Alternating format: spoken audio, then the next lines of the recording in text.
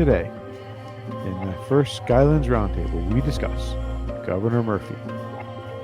He knows that his board of directors, Democrat Party, has told him they're really worried about all these social justice issues. Most of them fabricated, most of them nonsense, most of them just designed to be part of their Marxist-leaning agenda. So he knows he has to cater to that. And he does. This isn't a person who thinks for himself. This is a person who does what his masters tell him. So he does his social justice thing. He hits that mark. Then he has the budget of New Jersey. Well, where does he got to circulate that money? Well, who can cause him trouble if he doesn't circulate the money in those areas? That's how this guy thinks. We also dive into the topic of election reform. I see our elections getting farther and farther away from actually we the people controlling them. And that's something that we really, as a country and in the state and into Sussex County, need to take a look at, because if we ever want to make sure that we are, our efforts are good to get our person into Trenton and into office, we need to make sure that what we're doing is on the up and up. And what about COVID? How did the Murphy administration handle it? No patient shall be denied readmission or admission to the post-acute care setting solely based on the confirmed diagnosis of COVID-19. In essence, what we're looking at, gentlemen, is the smoking gun that ties Governor Murphy and his administration to the massive amount of deaths which is in the state of New Jersey. This is the Skylands Tea Party Roundtable. My name is Joseph LaBarbera. I'm from Stillwater, New Jersey. I'm a retired military officer, and now I'm a farmer. I am the president of the Skylands Tea Party and the vice chairman for the Sussex County Grand Old Party. We are here today with the vice president of the Skylands Tea Party, Matt Conway, and we're here with Jim Baldini, who runs the site Ballistic Patriot. Today, we're going to be talking about strategy to defeat leftists in the state of New Jersey, specifically focused on the election against Governor Phil Murphy. Excellent. So Joe, I think our first topic is going to be talking about the banking industry and Governor Murphy's tentacles, yes, and how they spread around. Well, he's the Hydra, the octopus. So I learned as a very young officer, when calling in an airstrike, you go from big to small. So you can't just tell a fighter pilot to, this direction and distance from your location. You got to say from this mountain range, follow the river east, et cetera, because he's seeing it from a bird perspective. And I find that often in our political dialogues, we get myopic very quickly, and then we just spin in circles. So to talk from big to small, what this governor in New Jersey represents is the postmodern left. He is a very good leader in this movement. So what is the postmodern left? Well, I had an author I knew once give me a very good description. It's a Hydra / octopus. It is, you have the head, which is the main purpose. If you understand anything about Karl Marx, it is ultimately the suicide of Western civilization. Western civilization is fundamentally evil. We have to destroy it. We have to undo it. And then we rebuild something awesome in its place. That's the essence of Karl Marx. I've read so much Karl Marx. That is ultimately what the message Marx is sending it to us. Now, the extensions of this have nowhere near the complexity or the breadth and depth of Karl Marx himself. The extensions of this are all the Fruit Loops and chaos and crazies and things that just happen to rise to the top during a postmodern type dynamic. So what we're seeing with Murphy is the interesting role of banking and high finance and how it's risen to the top in a postmodern leftist society. These aren't capitalists at all. They're not like you and I would think, or most people would think. Hey, I work hard, I make money, I start a business, the business produces, the business makes a profit, I invest the profit back in the business, I pay myself, and then extra money, I grow more business. They don't think like that. They don't think like that at all. They're very much in line with the Keynesian theory of economics. And the reason this came about was empire-like nations like the British Empire, of which Keynesian was a product. They learned that when you're providing a service that is that of an empire or a very powerful nation, the service itself is your wealth. So therefore, you can print as much fiat currency as possible as you want. And then that fiat currency will always be valuable because nobody can do without your service. So the British Empire offered freedom of the seas, and they went along. They really rode that a long way. The current United States, after the Second World War, the United States of America was the last man standing. There were no nations left that could function. The United States became the underwriter for the rebuilding of the world after the Second World War. Not only that, our military was the only one that could fill the gap of the British Empire, of the German Empire, the French colonials. Our military was the only one who can do it. So if you look at where we stand today, freedom of the seas, satellite technology in terms of retransing the internet, the cables that run the internet, the private corporations that are basically nationalized by the U.S. government that run the internet. If you look at the services America offers today, we can print all the money we want. As much as I dislike the policies of Bernie Sanders, the United States, we're a long way from rapid inflation. We're a long way from worrying about debt. It is unsustainable. It is a problem. But we're a long way from it as long as the United States keeps offering the service to the world. Now bring in the role of the banker. Now bring in the role of the Goldman Sachs guy. Now bring in their roles. They see the economy as a Federal Reserve system. The Federal Reserve prints money. That's all it does. It just prints money, and it sets rates, policy. So they instill the money into 12 districts. These districts give the money to banks and say, keep this money in the system.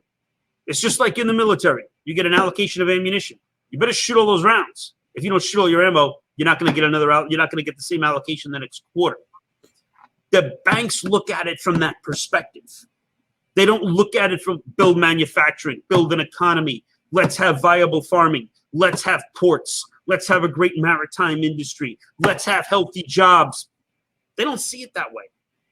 When you got Uncle Sam giving you all this money just to put into the system, they see this like a treadmill. They see this as a wheel. You just got to keep the wheel going. Now, the problem with this system, the modern international banking system, is that as this wheel goes, the people running the wheel keep taking more and more off because more and more can be provided. They take for granted the things that allow the wheel to go. They take for granted the United States Navy that provides freedom of the seas and promises to just ruthlessly crush anybody who gets out of line in the world.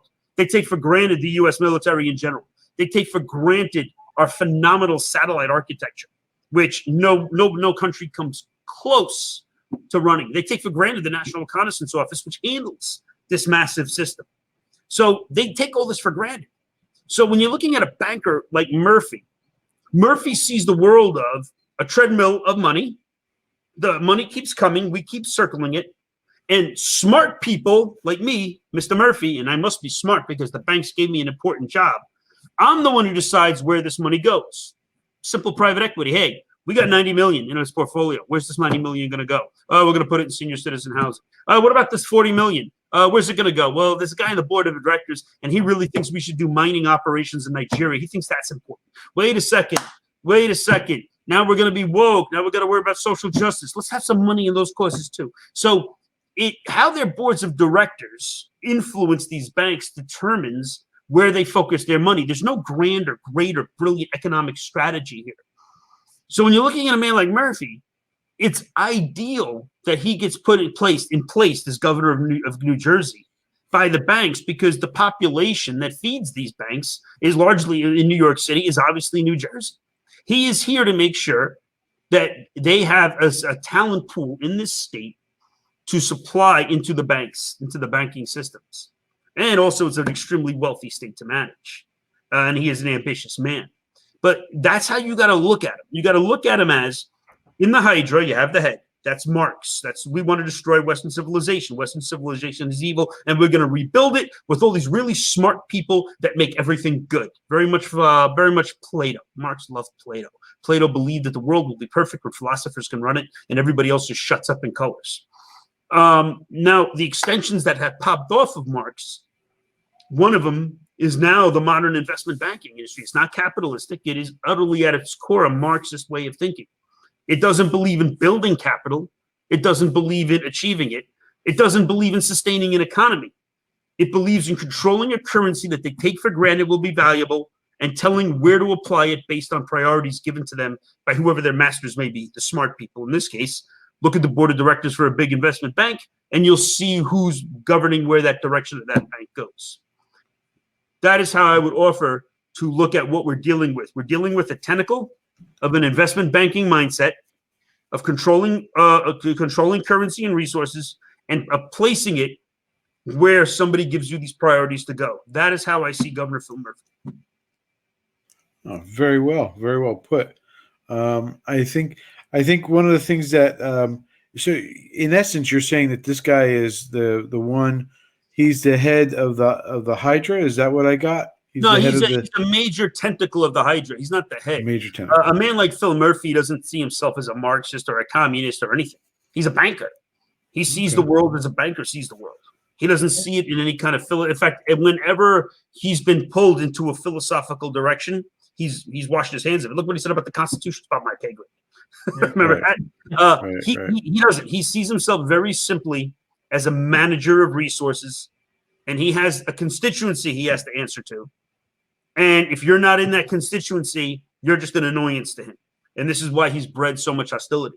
Now, in this case, his constituency is interesting because he knows that his board of directors, Democrat Party, has told him they're really worried about all these social justice issues. Most of them fabricated, most of them nonsense, most of them just designed to be part of their Marxist leaning agenda. So he knows he has to cater to that, and he does. This isn't a person who thinks for himself. This is a person who does what his masters tell him. So he does his social justice thing. He hits that mark. Then he has the budget of New Jersey. Well, where does he got to circulate that money? Well, who can cause him trouble if he doesn't circulate the money in those areas? That's how this guy thinks. There was an interesting issue in Trenton where his office was fighting with the city of Trenton. The Department of Community Affairs, their spokesman, Lisa Gallagher Ryan, or Lisa Ryan. We think she might be Lisa Gallagher Ryan, our Lisa Gallagher Ryan, who is a Marxist agitator here in Sussex County.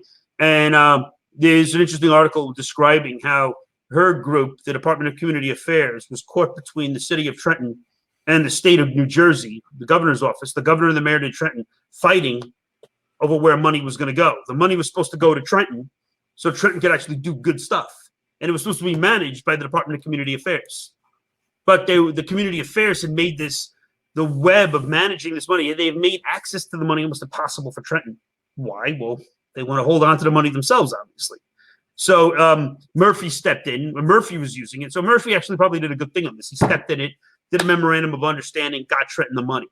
But it was a big fight at first. But this is how he thinks. He thinks in terms of controlling resources, allocating resources.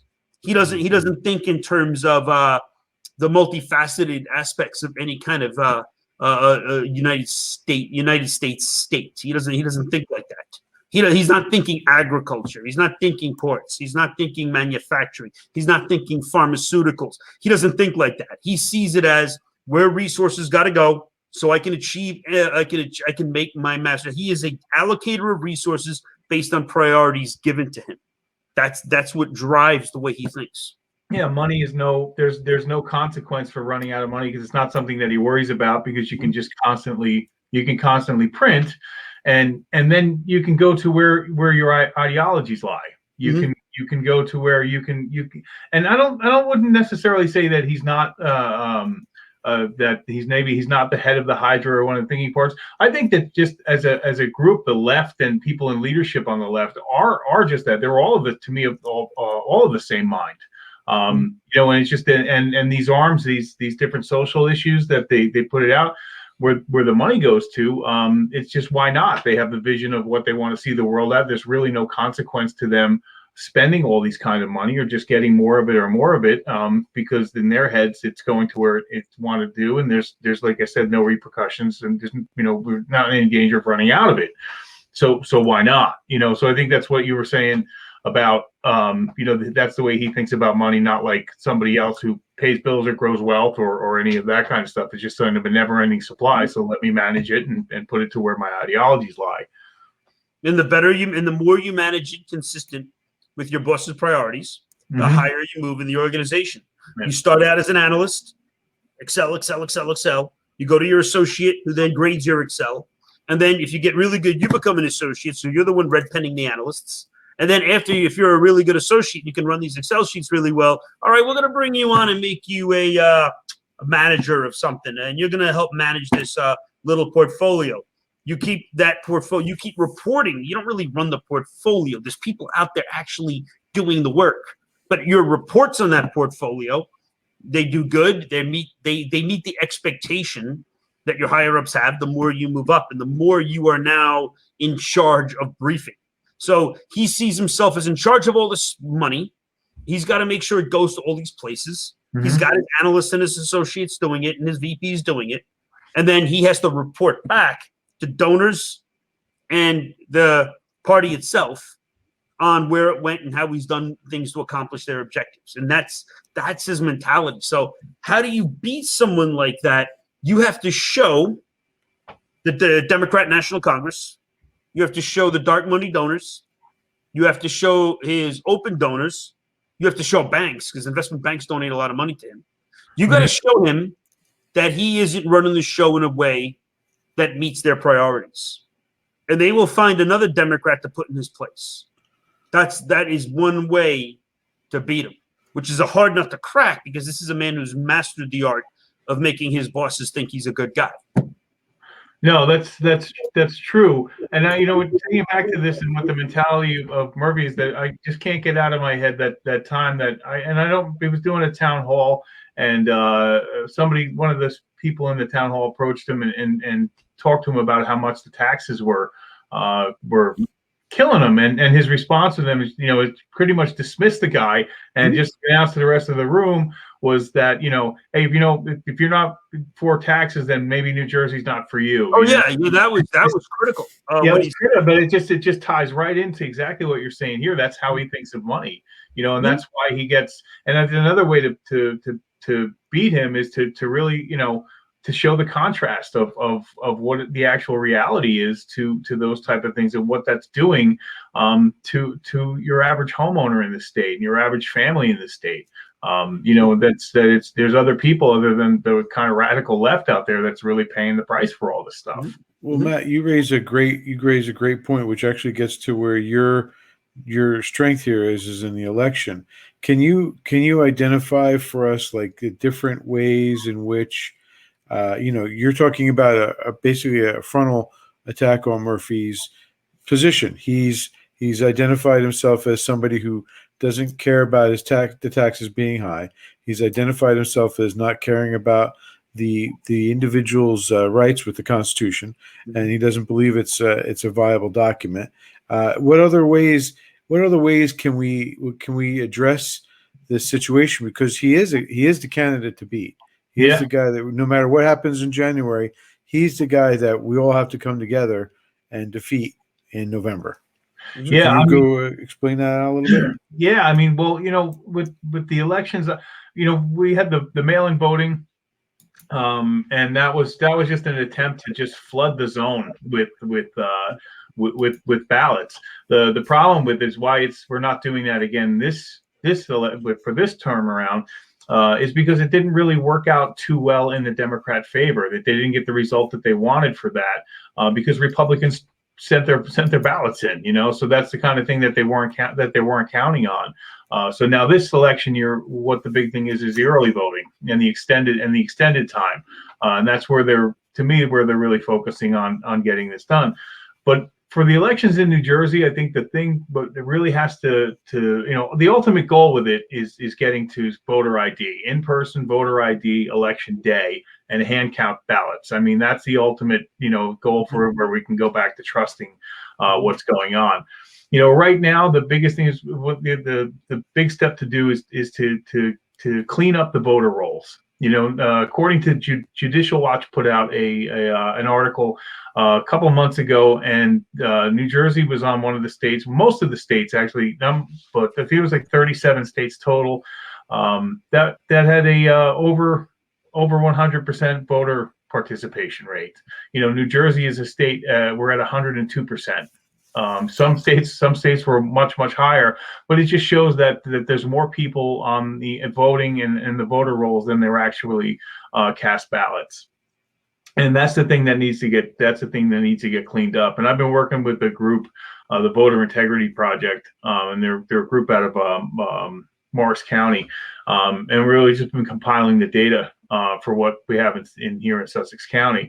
And Sussex County it's a red county. We are solid. We're solid red. We're aging. Our Republican demographic is getting older, but for right now, we're definitely the majority in the county. But we need to make sure that our elections are fair, that they're open, that they're run by the people. And one of the things that's been coming up too with this past election is some donations from outside companies. There's nonprofits. There's one called the Center for Tech and Civic Life, and it is run by I forget her name, but it's Mark Zuckerberg's wife. And the whole thing is really funded by Facebook and Google and these we have these companies that are notorious for censoring conservatives and censoring and trying to affect elections, and these people are buying their ways into our election process. If I can, Matt, if I can just interject, I know in Detroit they gave the election board their $7.5 million, which I think is a third or 2/3 of what the entire city would spend on their election in a year. So I mean, we're looking at this is already a proven fact that they've intervened in different areas. Oh, so. Plenty. You can simply go on their website and you can look in their donations and what counties they do, and they'll provide a full list of where they don't tell you how much money or anything, but they tell you into what states, into what counties they've given grant money to. And so I've requested a lot of the information from Sussex County and everything to do with the grant application for it. And it was, a $69,000 or $63,000 grant that Sussex County got from them. And I don't think there was anything wrong with them getting the money, getting the money or seeking it out. I don't think there was any ill intentions or anything. They really, it looks like they've spent it pretty benignly on office printers and ink and training and that kind of stuff.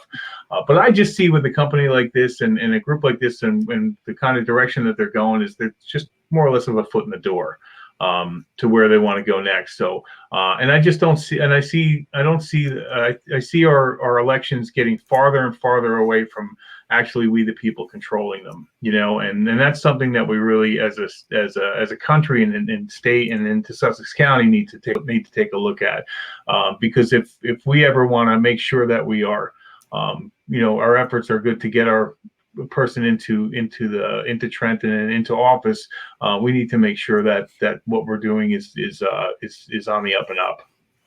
Right. So I was wondering also, because I heard you speaking, and it reminded me something with this last election when one of the things that Murphy did that was extremely legal, I guess is the best way to put it, is instead of just demanding that there was going to be mail-in voting, remember he was able to get an election or a vote on that within the legislature.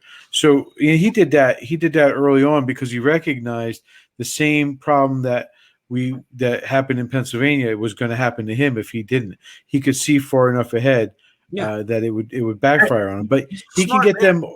He can get them all together for that, but he can't get us. He can't get the legislature there to vote on the lockdowns, the mask wearings, any of the other things that he just demanded happen. Don't forget, he operates not on his own initiatives. He is taking orders. Yes. The Democrat now, he has what he calls his stakeholders, an MBA program in business. You learn about stakeholders. His stakeholders. These are all the people who have influence over him, and he has to now feed them. Now, what's not a stakeholder are middle-class property owners. That's not a stakeholder in his business. Police, firemen, they're not stakeholders.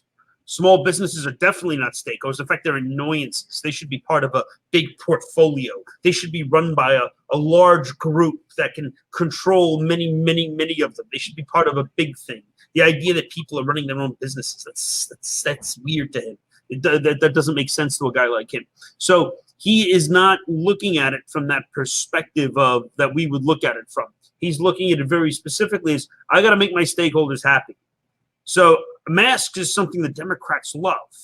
They love this because this is part of their bizarre way of thinking that began with the people's history of the United States and their whole America's bad, it's got to be torn down. So by wearing this mask, I am not really saying I'm afraid of COVID, which is 99.96 survival rate, and basically is harmful for the elderly, and that's pretty much it. By wearing this mask, they're saying you stink, you morally stink, and this mask is me showing you that I'm better than you. Number one, and number two, it's me muzzling you. It's metaphorical. It's very metaphorical to them.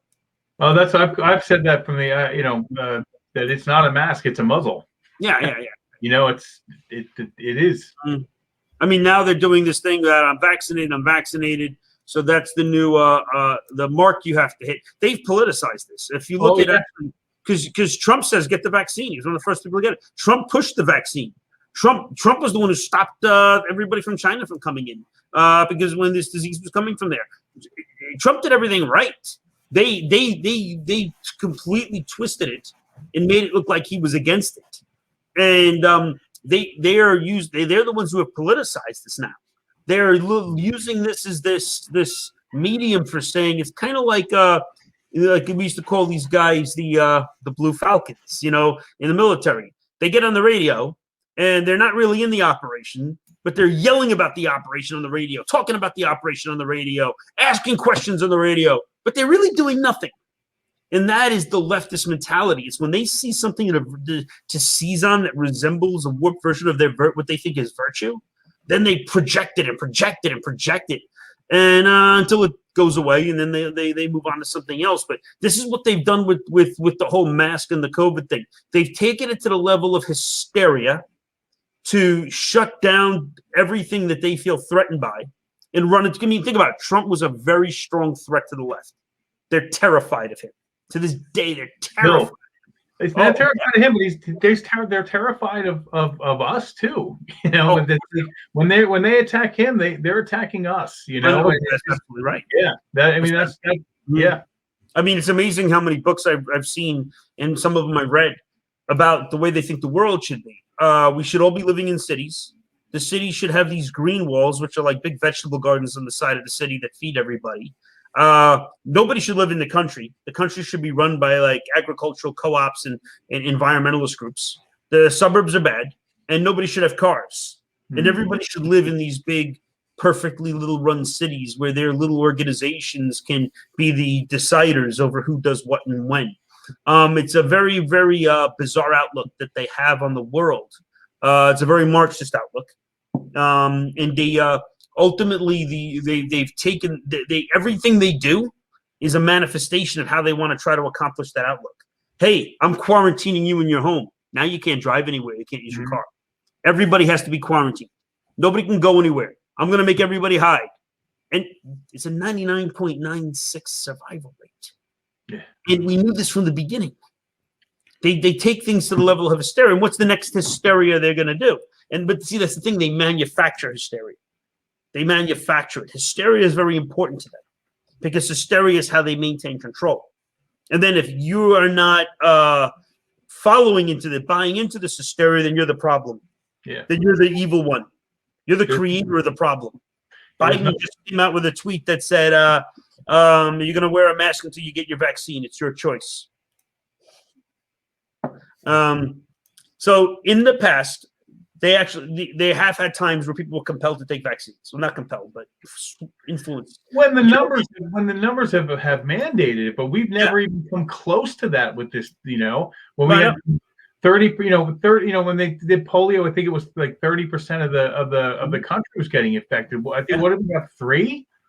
And then it's we've never come close to having that. Even their god of leftist comedy, Bill Maher, who they all sycophantically they're in love with. The guy's actually pretty funny. He actually is coming out and saying the biggest crisis isn't COVID, it's obesity. And obesity and lack of health. And people who don't take care of themselves. And people who don't eat right. That's what he said. That's what COVID kills. They don't want to hear that though. They want because he actually came out and had some good points. But nevertheless, they're using a platform to shame and everything they accuse being done to them. They're the ones who are actually doing it. So yeah, Murphy messed up. He messed up with the COVID really bad. It turns out the red states actually handled it really well. The blue states in the hysteria made a bungling of it. And now we're looking at, there might be some real ramifications of them. And notice how they're closing ranks and protecting them. Mm-hmm. Yeah. Speaking of which, Matt, I know this was something that we wanted to talk about with this is an election map of 2020, and you had mentioned about how the demographics of the state kind of dictate what the voting goes. Oh for. yeah, it's just like, to me, like, you know, I just, you know, as being a property owner in the state, I'm always like, you know, everybody just complains about the taxes and how much they have to spend, and I'm looking at the map, and when you see the election results, it's that slash that's right down the center, diagonal slash down the center of New Jersey. And it's the population density map, and it's also where all the blue voters are. And you know, it's in the cities, and it's all the renters. And I just think that they don't. And I rented for a while. I never really, you know, I knew what the property tax was about, but I never felt it. I mean, I paid rent. It's incorporated in there. They're paying it, but it's not a bill like looking at, this is my property tax, and this is going up again, and this is being what it's, you know, spent on, or, you know, from the towns or whatever. But it's funny, where it mimics. It mimics the electoral map, and who's, you know, where the Democratic voters are. The rural, you know, the homeowners tend to vote red. You know, that's why I always say, it's like, it's, you know, except for New Hampshire, there's no blue states. There's just red states with blue cities. Well, you see, the original Constitution, only property owners could vote. Yeah. If you didn't own property, you didn't have a vote. And another thing with the voting, especially too, like, you know, I just, this registering, mandatory registering every single person. I think people should. Well, you know what that's for? Yeah, but it's just, you know, that's so they can manufacture votes. It's a manufacture of votes, but like, I wanted to vote. I went and registered to vote. You know, as was my responsibility. It was something that I take. You know, and. You know, I just, you know, that kind of stuff. I just think it's another thing that we should really take a look at. You know, and it's not like, you know, well, this is what we do. We say we have this many registrations that are Democrat. Yeah. Well, that very conveniently becomes this many votes that are Democrat. Yeah. I'll tell you, you know, in this, like, you know, I got all the Sussex County voter info, and my neighbor right across the street, his daughter-in-law used his address 20 years ago. She got a ballot. She got a ballot in the mail. She never lived there, but she used the address. She got a ballot in the mail, and then all over my neighborhood, people were getting ballots for. And she voted prior to them. And she voted in this election. Yeah. It's crazy. But these are the things that, like, the voter rolls have to get cleaned up, or you know, these things have to get done, or we're really have even more of an uphill battle than we have right now. And we have one in New Jersey. We can't have a republic where everybody with a pulse gets a vote. No, we can't. You can't have a republic that way. That's mob rule. Mm-hmm. And this is what needs to be. The founders hated a straight democracy. They hated it. Oh, you well, know, no, straight democracy is chaos. It's utter chaos. With a straight democracy, imagine if you took a vote for every single decision. I mean, it would never end. It would be a Falstaffian comedy of some kind of town that gets overthrown by the lunatics. So the Democrats always come out and say, you're attacking our democracy, because what they've learned over the years is that if I register a lot of voters and then I transform their registrations into votes, I can unseat the establishment. Well, now they are the establishment. Yeah, and their voting apparatus is very well planned and very well executed. It's focused on the areas that they need to win. Yeah. And they really proved that, you know, through, you know, Obama's boys' interventions in the 2016 election. They really proved that. And they were able to massage the election to get them, hey, let's it's like, you know, there's a thing in the military called officer PT, where you play, right? All the officers play. And the rule is you play until the commander's team wins. Right? So in this election, it was like officer PT. We're going to run the election until Biden wins. Yeah, and that's what happened. You know, not to get into another thing, but you know, all the stuff that you're hearing with the election, it happened in every state. Nobody looks at, you know, nobody looks at New Jersey because nobody expected New Jersey to vote for Donald Trump. So, but one thing that that kind of made an alarm go off for me is when just living up here, you see around, you see all the people with the Trump flags, and it's like, in Sussex County is red. The only municipality that Biden won was Newton, and everywhere else was solid Trump. Yeah. But we had a decrease in Trump Trump points for Trump by 12% in this past election. It just did not make any sense to me. And Warren County, I think, was 10%. Less votes for. I think it just didn't make sense to me. And that's honestly, when I saw those numbers, like, something's kind of wrong here. I could be wrong, I'm not, but that's what really spurred me to start looking into stuff. And you see how crazy our voter rolls are in New Jersey, and that's something that really needs to be fixed. Yeah, absolutely. We got to look at an election where people who vote should be legally able to vote. This is part of the way the Democrat Marxist kind of like sees the world, is that, like I said, the individual property owner, the middle class. Marx hated these groups. He called them the bourgeoisie, and he hated this group: the shop owner, the doctor, the dentist, the blacksmith, the wheel maker. He hated these people. The idea that you can live and profit and survive without an interdependence on the state was anathemic to him. It drove him nuts. The left manifests this to this day. They manifest it because who are the people they punish the most with laws and taxes? I mean, I'm more inclined to obey the law if I have property and I have something to lose. If I have nothing, I'm less inclined. One of the big things that we face is, you say that this is communist and Marxism. That's not a bad word to a whole lot of people. It's not. Yeah. No, that's true. Like, that's why the comparison I make is we are Spain in the late 1920s, early 1930s, where half the country said, let's elect this Republican government, which was Soviet-backed. And they just, when they got in, they said, we're going to throw out the king. We're going to purge the army. And we're going to make basically a Spanish Soviet Socialist Republic. And, obviously there was a massive civil war as a result of that. Because half of Spain insisted that, no, we're going to stick by our king. In fact, one particular Spanish officer, Toledo, refused to surrender Toledo to the Republicans. This is before Franco got the guys in from Tunisia. This is before the war started. He refused. He says, no, I'm not going to oblige by this government. I'm holding Toledo. They caught his son. They put his son on the phone and tell him, we're going to execute you. So the son's like, Dad, they're going to shoot me. He said, when they shoot you, yell Viva España. I know. That's how tough this guy was. And he held Toledo for a long, long time until Franco got up there to relieve him. And that's the stern stuff that we are looking at having to copy. We're an interesting dynamic. And if you look at our side is a side that getting in trouble is for losers. If you're getting in trouble, you're stupid and you're fucked up. That's our side. The next thing in our side is if you are anyway not winning, you're not achieving, not making money, not working, you're a loser. And we don't like you, and that's not. So the other thing about our side is we got to be above the fray. You know how many people since I've gotten into politics have said, Joe, look at who you are in your background. Why are you engaging these guys on social media? Why are you doing this stuff with these idiots? Why are you in this? You're supposed to be above it. No, you got to be in the fray. You got to show the people on the street that you can fight on the street. You got to show the boys shooting the rifle that you can get down there and shoot a rifle too. And that's the example that every one of us need to have. We got to be able to get in the fray. And now, that's the one. We can compromise ourselves, but we got to get in the fray.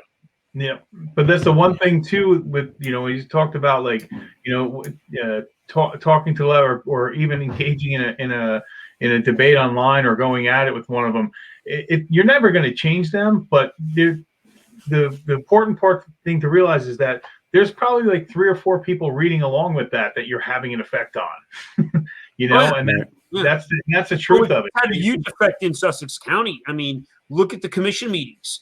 Several months ago, I mean, the commission meetings were under assault. Yeah. 40, 50 people would get on there and just shriek and yell and denounce them and call them racist and just act like utter Bolshevik lunatics. They were attacking them all over social media. Those roughly, I basically did a database on them and recorded who they were. And there's basically like 110 quasi-active Democrat operatives in Sussex County, and they're mostly around the town of Vernon. And they're loosely influenced by the Stanhope guys. There's a Stanhope cell that works out of there, and then there's the Vernon cell, which runs the actual crazy operatives that go out and attack. And their whole job is to make it as hard as they can for the Republican establishment in Sussex County to work, just to disrupt them. But since we've gone on the offensive, it's been very effective. It's been very effective. Now they can come out now and do the same tactic as before, but it's not going to have the same effect. Yeah, because they've been outed. They've been outed for who they are, and they don't look fearsome anymore. We've ridiculed them. We've made fools of them. You punch the bully in the nose, the bully stops bullying. Well, no. Here's the whole point: is that the typical apathetic, like me, Generation X are sitting back. And conservative. Wow, those Dems are scary. I better move to Tennessee. I better quit my job. Wow, we're lost. Oh boy, I'd hate for that lunatic to be denouncing me publicly. And then when they see that these so-called lunatics are multiple bankruptcies, drug addicts, utterly psychotic, it should be institutionalized. And when they see that they're just these so-called race baiters are actually more racist than the racist that they're complete racists. Oh my God, the social media stuff we've dug up on them. The violent and vulgar terms they use. And then when they're outed, then guess what? The apathetic voter isn't afraid of them anymore. The apathetic person is afraid of them anymore. It's almost like, when you see the movies where the priest does the exorcism, what's the first thing he does to the demon? Name yourself. Because once the demon names himself, now we can't figure out, now we know who he is. We know his power. We know everything. And that's what we've done in Sussex. We've gotten the Marxists to name themselves. I mean, that's a whole link to them. We know everything about them. That needs to be our logo. Name yourself. Name yourself. Yeah. But they're collectively a very sad bunch. They're collectively a group of real failures, miscreants, malcontents, drug addicts. They're very sad people. Some of them have extreme psychological issues. I'm not talking about depression, PTSD. I'm talking issues to where these people are like a click away from jumping off a bridge. No, and Limbaugh used to talk about that. And one of the things, he's just like, these are people that are so comfortable in life that they need to create their own issues. The fighting was done. The fighting's been done before. They're at the end, the receiving end of the better environments for it. But the Civil Rights Acts, all those fights were done, and they people with absolutely no what's the self I don't want to call it self-worth, but there's significance. They have no significance going on, and the way they can get it is simply by calling other people racist. They put themselves up on a pedestal for it, and in a country where that being called a racist is really something that's it's probably about the worst thing you can be called. It's lost its meaning now. No, it's absolutely, you're right, 100%. So, but that's why it was so effective. In a country that had slaves, in a country that fought a war for it. It was a powerful word. Now it's not. They just used it. They just absolutely knew it, and they call you racist. So I'm like, everybody's a Nazi. Everybody's a racist. Whatever. Yeah. When we call the Marxists, this is a well thought out connection to an ideology they're following. When they call us all the crazy terms, these are just slurs. Yeah, just slurs. And I don't think we're going to see, in terms of strategy against Murphy and all that, you're not going to see a large group of conservatives in New Jersey materialize and start taking action. You're not going to see that, but you'll see the vote shift with property owners and the unaffiliated. Like you once said, the biggest party in New Jersey is unaffiliated. And what's going to make an unaffiliated? But one thing within the unaffiliated demographic is actually very complex in this state. So to win up against a guy like Murphy, you are going to need, number one, the people who believe that he should have taken care of them didn't stay, and they stay home. You're going to need, number one, to clean up the elections. And number two, renters are not anybody who is in New Jersey to build wealth. You stay in this state for a reason. You stay in this state because you want to build wealth and because you want access to the greatest city in the world without having to be there. That's why you stay in this state. New Jersey is a great state. I love it. I mean, I love that. I mean, within an hour, I can be pheasant hunting. Within an hour, I can be fishing. Within an hour, I can be at a museum in the city. Within an hour, I can be at a great restaurant. Your kids have everything. Geographically, I think it's honestly one of the best places to live in the entire country. It really, for those reasons as well. But there are other reasons why people stay in New Jersey. I mean, family, like those types of things. So I mean, but yeah, it's to me without a doubt. And I've lived in a few areas of the country too, and I've seen most of it. But it's really like the best. Best of everything, if you can afford it. Yeah. Well, with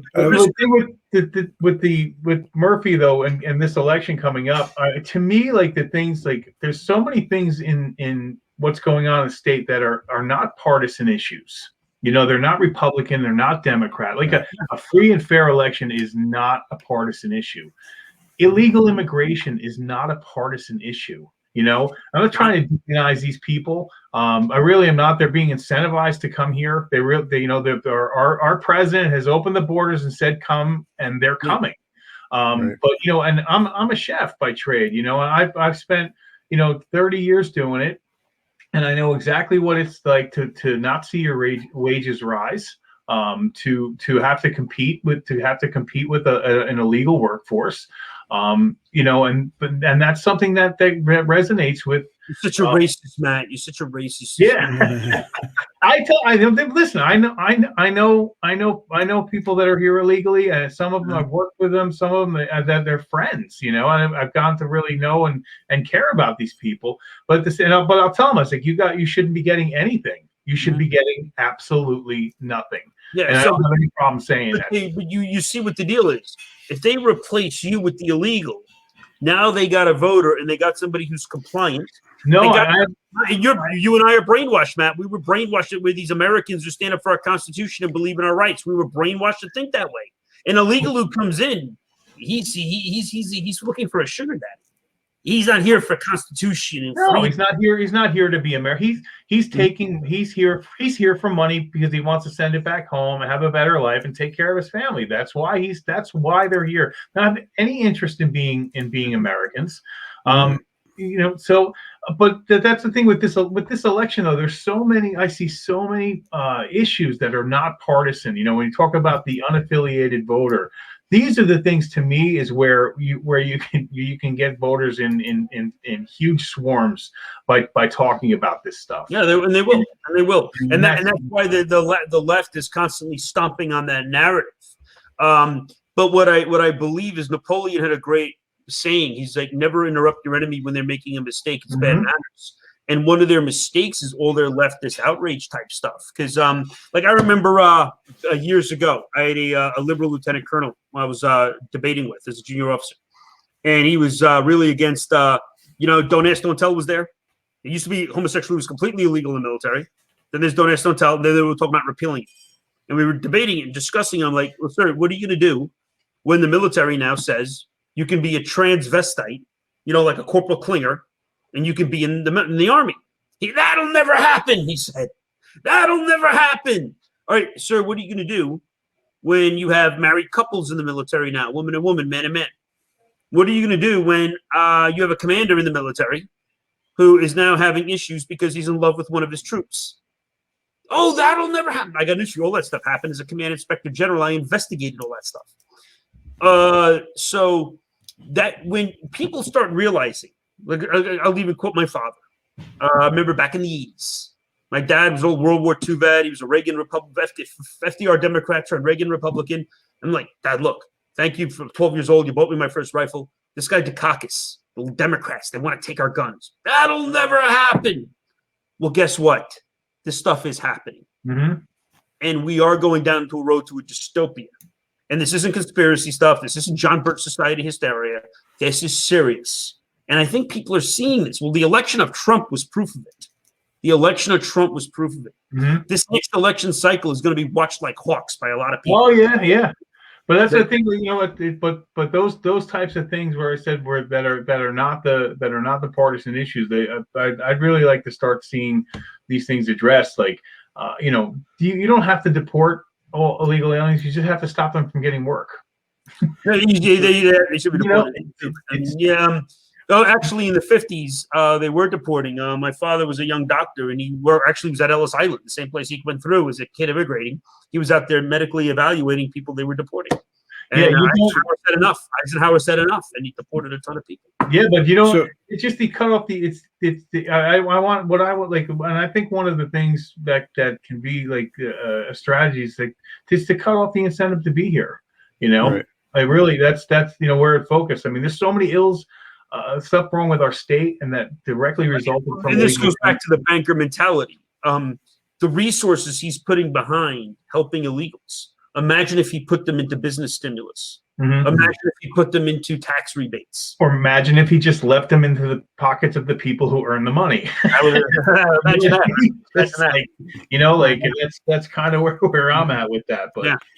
Well, I'd like to just shift the conversation because you guys, you're 100% right. But I'm guessing probably at this point, one of the things that everyone is wondering if we're going to talk about in regards to Murphy is, of course, the COVID, his response, his lack of response, and his poor response in especially areas like the in regards to this, which is the letter that he sent to, or had Pacelli send to the long-term care facilities that the Republican Senate or the members of the Republican Senate got together to try to, hash this out and talk about it, because Murphy wasn't, and the Democratic state Senate wasn't allowing this to happen any other way.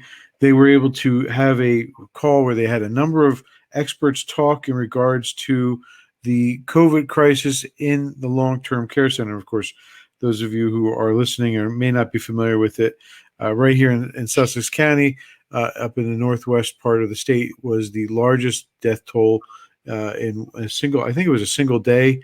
Matt, check me on that, but they had 17, I believe, deaths in one instance in one of the largest long-term care facility in the state is up here. So Joe Panaccio got the letter from the state of New York, because we know all the crisis that they were having there, and we also have the letter from New Jersey, and he found a number of significant similarities between them, and that in fact all the trouble that you see happening in New York State, all the criminal behavior that was going on, and there's nothing else to call it but criminal behavior, where you were sending infected COVID patients into the long-term care centers and having the most effective, as you said earlier, Matt, scientifically the most vulnerable people becoming exposed to it. It's almost like playing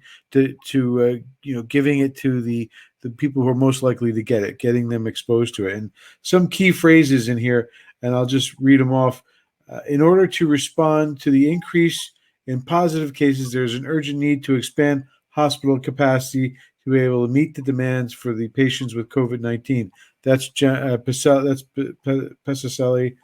And according to the New York State, there is an urgent need to expand hospital capacity in New York State to be able to meet the demand for patients with COVID-19 requiring acute care. So you can see there's a number of similarities. The New Jersey Department of Health directs hospital discharge planning staff and post-acute care facilities to carefully review the guidance with all staff. Similar phraseology, and really, I think one of the big significant ones, the significant one, is no resident shall be denied readmission or admission to the NH solely based on a confirmed or suspected diagnosis of COVID-19. Same wording, no patient shall be denied readmission or admission to the post-acute care setting solely based on a confirmed diagnosis of COVID-19. In essence, what we're looking at, gentlemen, is the smoking gun that ties Governor Murphy to and his administration to the massive amount of deaths, which is in the state of New Jersey. But of course, we know that the blue states throughout the nation were doing similar acts. We can see a similar act going on in Pennsylvania and Michigan. But also to keep in mind, the largest amount, I think it was 40% of those who died of COVID died while because they were living in their residence. Their home of residence was a long-term care center. This is the what left was so worried about their virtue signaling, masking everybody, hiding in their houses like the gutless cowards they are. They were so worried about all this insanity and acting insane that they were not able to think logically and make the right decisions. And all of us realized it. All of us, when we were like, what about the old people in the nursery? I remember that conversation. I'm reading this now too, as I'm kind of wondering, and with all of the with what President Trump made available to the time of the ships in the Hudson, and and because these things are so similarly worded, it's like I'm not the.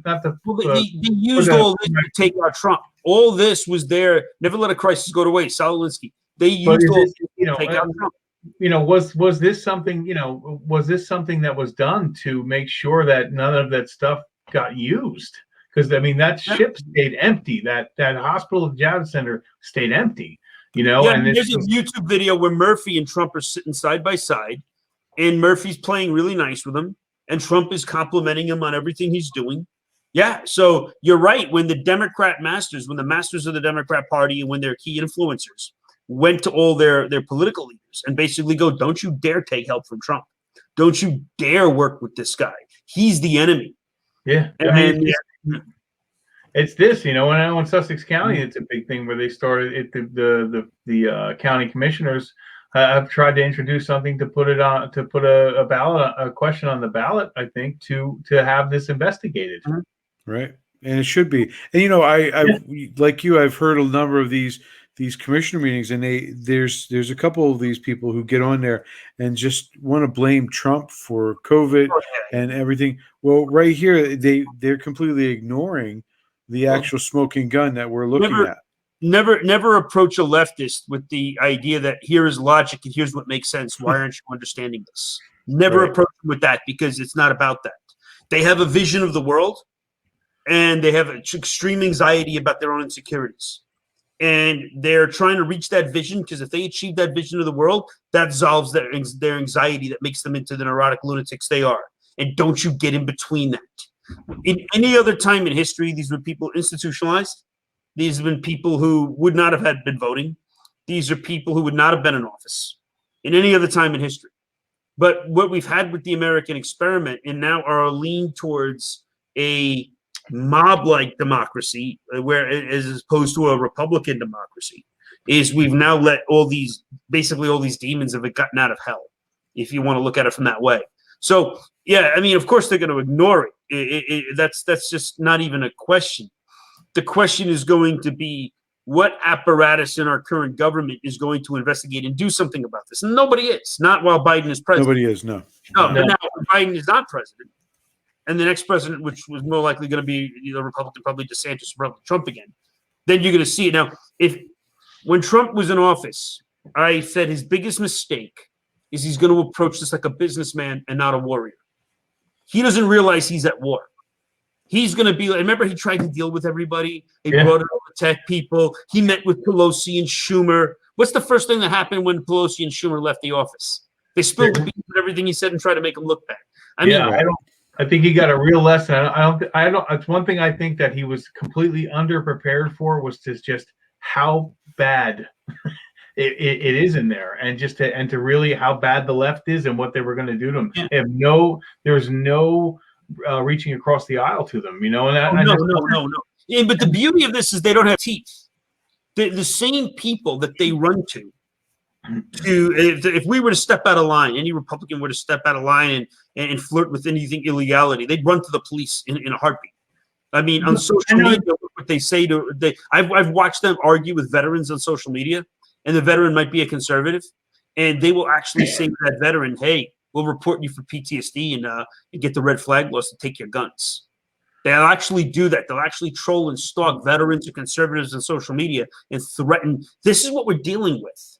No, So- I know that, but I understand what your comment of they don't have teeth, but we say that, but at the same time, these people they're going and burning down cities and everything. Within yeah. Those are tantrums. So yeah. So where is it that's letting him do that? Well, they cut the nuts off the police. Yeah. So that kind of brings me to my point where what I was kind of getting at with this thing too is like who knows if any of this stuff is ever gonna. I mean, there's a laundry list of stuff that needs to be investigated even when Trump was in office. And this is where we talk strategy is securing. The Republican Party failed miserably over the last decade. Thank God they booted Liz Cheney. She's part of the problem, but we failed. The Republicans get in office. Who do we appoint? Who do we put? And this is why they were afraid of Trump. Unlike Bush, who let a lot of liberals in, Trump stacked the deck with conservatives. Trump did more for the conservative cause, and he's not really that conservative, actually. He's pretty socially. No, Trump's ideology is he's pragmatic, and that's whatever it is. He stacked the courts with conservatives. Mm-hmm. He put conservative appointees everywhere. That's why they hate him. That's why they fear him. This is what we have to do. We have to be activists, and we have to build an apparatus that will cancel them. We got to do a cancel culture too. When we see a Democrat appointee or a Democrat in position or somebody who's kicked on line, we need to expose them, point out all the bad things they do, call for them to resign. This is the battle. Look, it's not a worthy war. It's a war I feel ashamed of. I don't like playing tattletale. But I have not, in my war, I have not been given the enemies of the Imperial Japanese or the Nazi Germans or the Soviets. I haven't been given great, worthy warrior enemies. I've been given these. This is what God's given us. And I'm stuck with it. And I'm sad, but at least I can, I'm comfortable. So I'm not fighting on the Eastern Front or anything like that.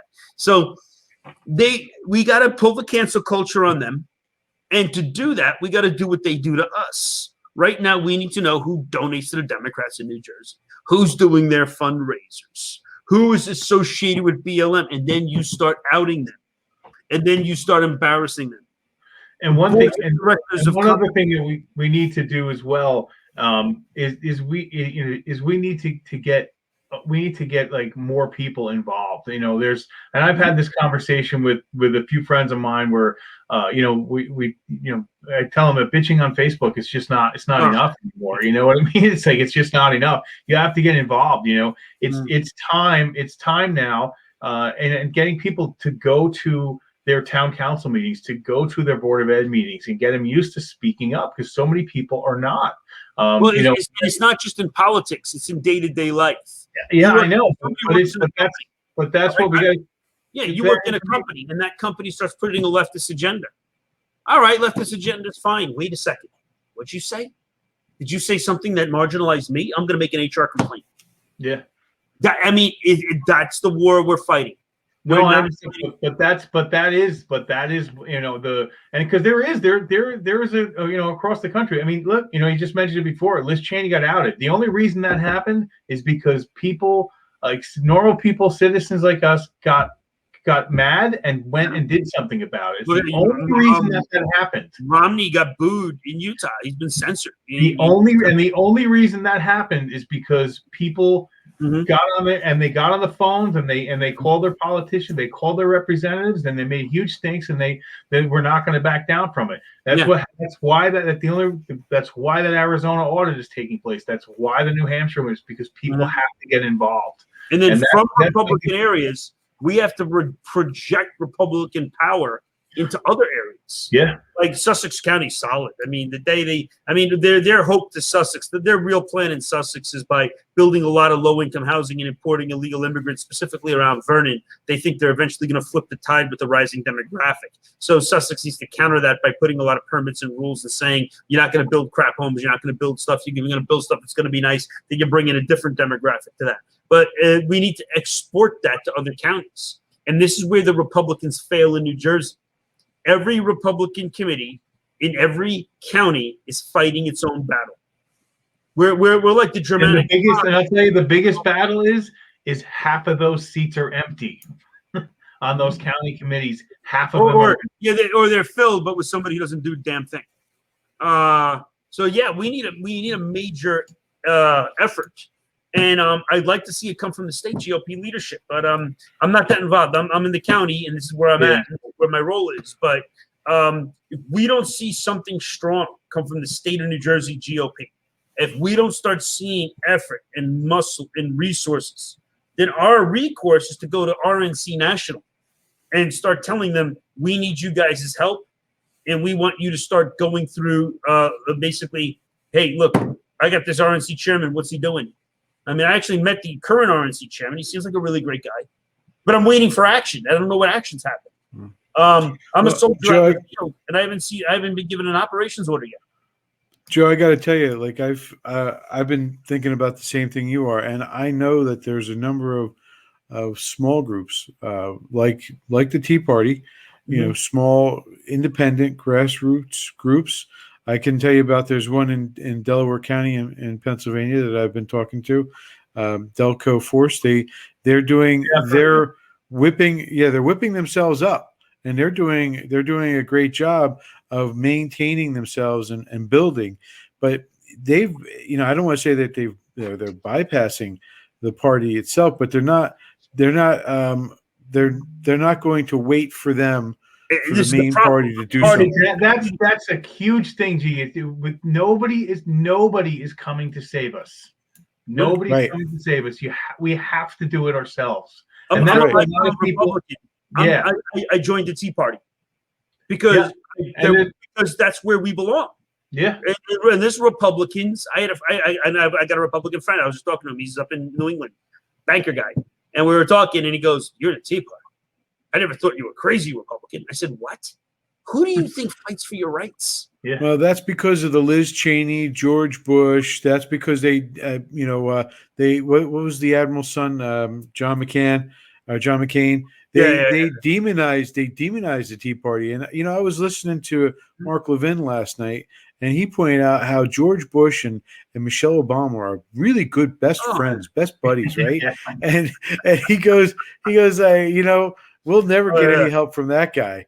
George Bush is not going to be helping us out because his best buddy is Michelle Obama. I mean, George Bush had me and my peers at war our entire adult lives. And a war that he never intended to win, a war that he never had an end state for, a war that he never thought through, and then he sent us on the greatest fool errand of the world: bring democracy to a bunch of dictator-ruled Arabs who were tribal. Come on, we're gonna turn that into post-war Germany. I mean, what the hell were these guys thinking? I mean, he's never gonna be our friend. We won our fights. We won our fights.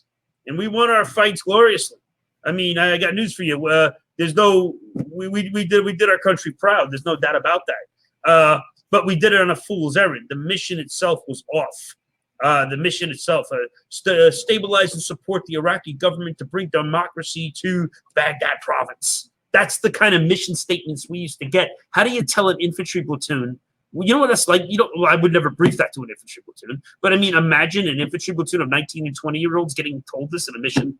No, your mission is attack to destroy the insurgent cell located in this village at this grid between these times, and then you give the order off from that.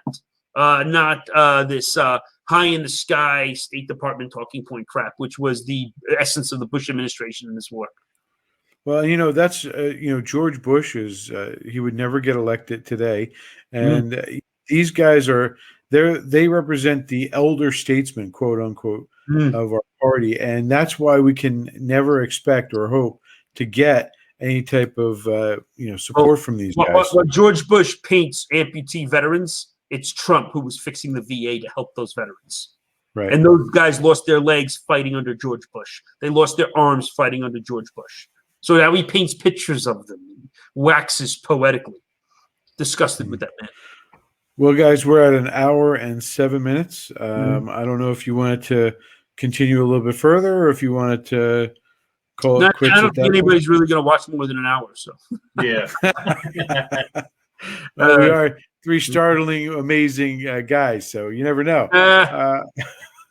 All right. In that case, ladies and gentlemen, watch for we're planning on doing a roundtable twice a month, correct? Once every other month. And we're going to try to be gathering candidates to interview and be a part of our discussions. So please. Patriot Mayfield last time. And yes. We'll get next time. And what are we talking about next time again? What was the topic? This was a good one. Was it critical race theory, I think? Yeah. We're going to mention their main effort. And this now is where we're probably going to go 2 hours. Well, here's the thing. When this is where you say waking people up. Wait to see the reality of this one. Yeah. The reality of this one is a reverse racism. But the reality of this one is actually pretty monstrous. And this is the one we got to start waking people up about. Well, that's what to look for our next time out, ladies and gentlemen. Take care. And until then, God bless. Good job, everybody.